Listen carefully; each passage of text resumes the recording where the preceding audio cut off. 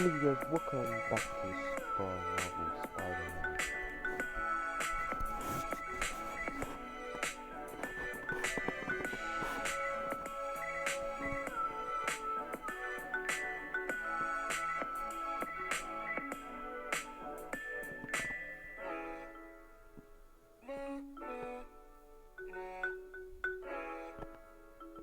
Hello you guys, welcome back to SuperMarvelSpider-Man.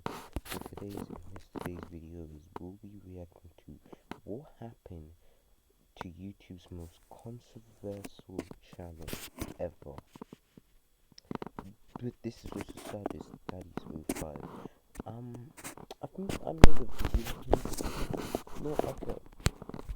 Like, I think I talked about him in the video, but it wasn't fully about them. So yeah, today we're gonna be talking about them.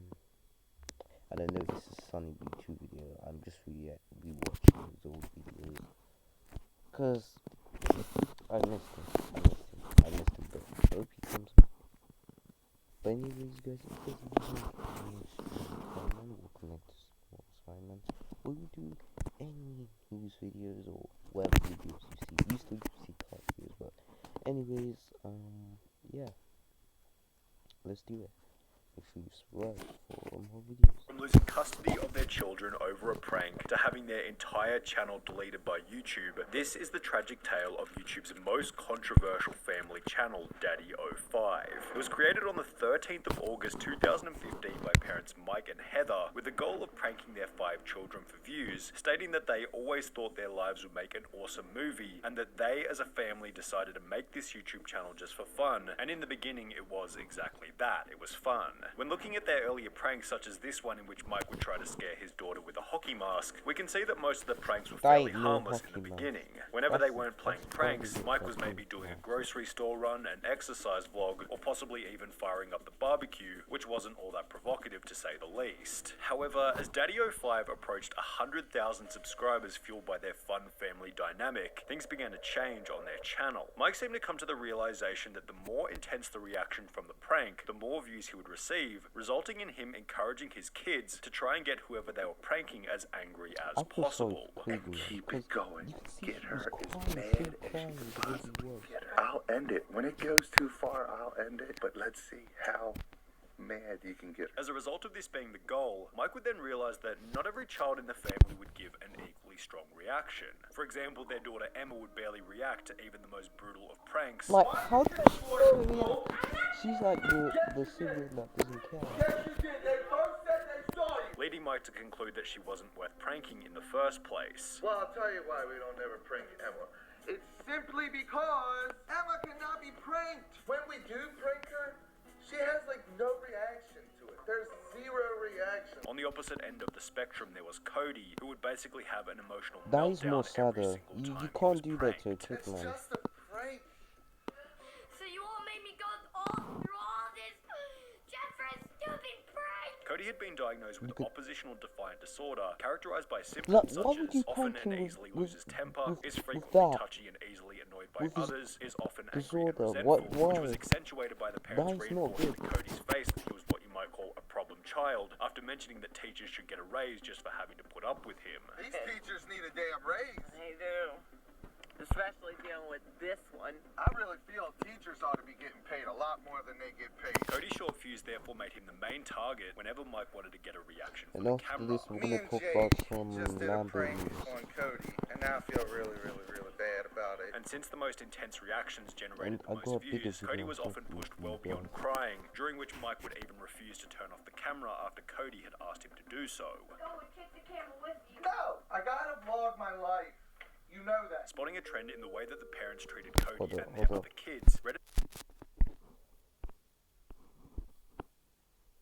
began to get vocal about the Daddyofive channel. These kids need to be taken away and have their time with their parents supervised, at least for a period of time. Cody for sure needs to be taken away from that house for good, and he needs to know that he was right. This is awful. Like, but the thing is, why would you do that to a child like Cody there? You can see that he's like, do not. Okay, guys, if you want to be a family channel, do not. Well, you can prank your kids, yeah, but don't take it too far. okay? Because not all has the same reaction. Feel so bad for Cody. This is unwatchable and this guy should be in jail. Honestly, I could never in a million years imagine treating my kids like this. It didn't help that Mike took next to no responsibility for what you might call his unacceptable behavior. For example, as shown in the previous clip where he mentioned feeling bad for a prank he had played on Cody, he'd justify it by stating that everyone else had told him to do it. Everybody talked me into doing it. What do you Everybody mean? said it would be hilarious. The mother in the family, Heather, who was actually a stepmother, didn't seem to care for Cody much either. In addition to stating that teachers deserved a raise for having to put up with him, a Reddit comment would highlight that she said, "I love you, but I don't like you" to Cody, although the original episode has since been deleted, so while this is impossible to verify as true, it certainly sounds like something she would say, as in another video, Heather would state that she was glad Cody wasn't coming to Disneyland with the family, as he was simply going to make everyone miserable. I don't want to take him because he's bad at shit and he's going to make everyone miserable the whole time. Normal kids have bad behaviors. Cody has something else. The reason Cody wasn't allowed Nah, to come to that's Disneyland far. was that after going to That's the far. toilet, he had quote Yeah, that put is poop really far. everywhere. Cody's going to Nan's because Cody was bad and didn't earn going to Disney, which sucks. He put poop everywhere several times. Which will be investigated by another large YouTuber known as Philip DeFranco, who would come to discover the following information.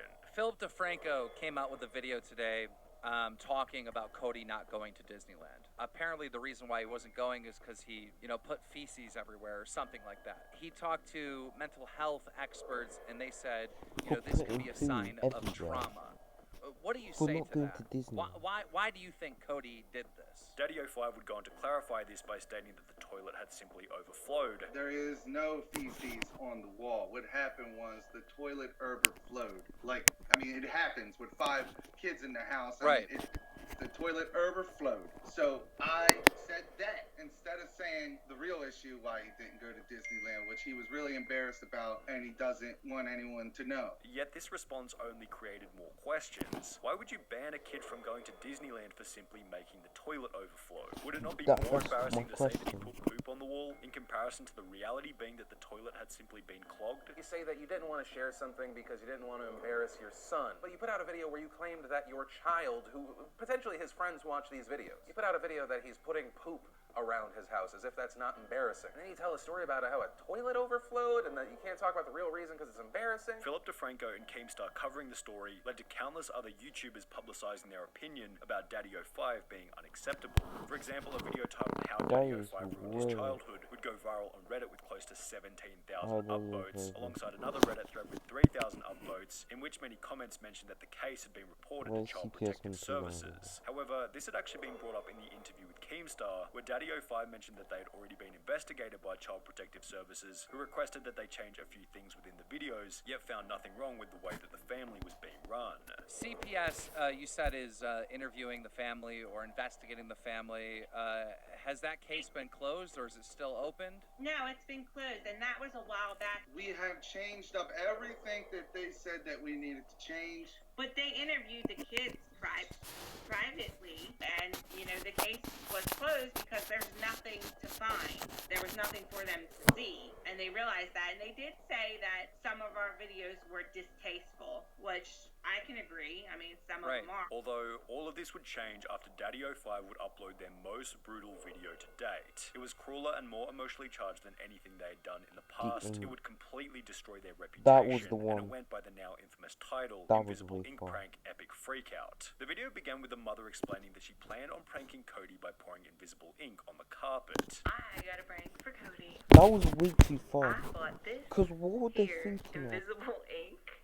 You and know he I'm would cry gonna from squirt it that. all over his You had to carpet make it worse, and didn't start you? flipping out because he really didn't do it. Just admit it, you just didn't like So we're Cody. gonna see how this. Oh, he's In the clip, her different. body language and So tone of what? voice implies it was going to be Everyone's another different. fun, happy stunt, although when they do confront Cody about it, to say that they went overboard would certainly be an understatement. 'Cause look. The hell is that? What is this?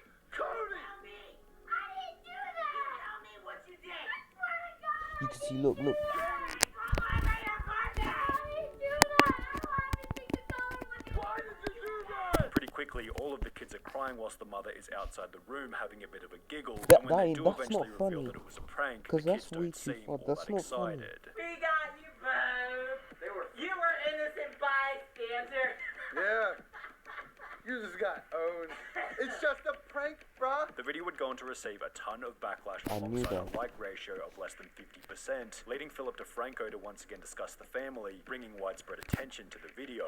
So there was a range of anger. Some people saying this is outright abuse of your children. Others saying this is not abuse, but these are asshole parents that are exploiting their children for money and hurting them emotionally. And then it also appears that they have a dedicated audience that are completely fine with this. After a bunch of other YouTubers would go on to make their own videos discussing the prank, Daddyofive would respond with a video simply titled Blocking All the Haters, in which they would acknowledge the criticism. I'm getting all kinds of hate right now on all my social medias and on one of my videos called The Invisible Ink Prank. Following this, they'd go on to ask Cody and Alex if they had been traumatized by the prank. The prank was done on Alex and Cody. Was anybody traumatized? No! Are you guys okay? Yeah. Are you upset? No. It's just a prank. Just a prank. Before the mother would go on to state that the real problem was the haters. To all you haters, you are the ones that give our children drama. You are the one that cause us problems. You are the one that try to embarrass us. However, this video only seemed to bring more attention to the original prank, leading more YouTubers to talk about it. After a couple of days had passed, Daddyofive would cave in by uploading an apology video. Right now we are under severe attack by all kinds of media. By this Franco guy. He made a video about us just steamrolling us. He never contacted me or anything. And everyone is jumping on this hate wagon. Everyone is jumping on this witch hunt. In which they would try and convince the audience that all the pranks had been fake. I don't care anymore. Videos are fake. They're fake. They're over-exaggerated. Some videos are scripted. Some videos, they're just played out. They're the kids' ideas. We act them out. Although this raised many suspicions, as in their interview with Keemstar, they'd state that the videos were exaggerated but real. Are these videos 100% real? I mean, is it 100% real, or are you guys putting on a show like McJuggernuggets or Kid Behind the Camera? The videos were not fake, but some things are a little exaggerated. This discrepancy led Daddyofive to be interviewed on Good Morning America, where the legitimacy of the videos was put into question on national television. You're not suggesting that your kids, the crying and the sobbing and that emotion we see was not real, are you? Not every single time. Some of it was acted. Now that there were even more eyes on the family, Daddyofive would upload a more polished second apology in which they would state that they were now in family counseling. We are now in family counseling because we need it, not only to get through the, media stuff, but we needed to come back together and have everybody, even the kids, to understand what we did wrong. This has been the absolute worst week of our life, and we realized that we have made some terrible parenting decisions. Although the worst was certainly still yet to come. Only 10 days after having interviewed Daddyofive for their previous bit of controversy, Keemstar would upload a new video titled Daddyofive Might Be Arrested, in which he explained that the police were now attempting to investigate the parents. More information has come out about the Daddyofive situation. Apparently, the police are investigating them. An article came out saying that the Baltimore County Police Department were investigating, but they were having a hard time finding the videos and understanding which counties that these crimes took place in. Yet, it wasn't only the police who were investigating Daddyofive after it was revealed that the courts were also looking into the family. The biological mother of both Cody and Emma used the media attention to claim emergency custody back over her two children, meaning that they were now out of Mike and Heather's family. Emma and Cody are with me.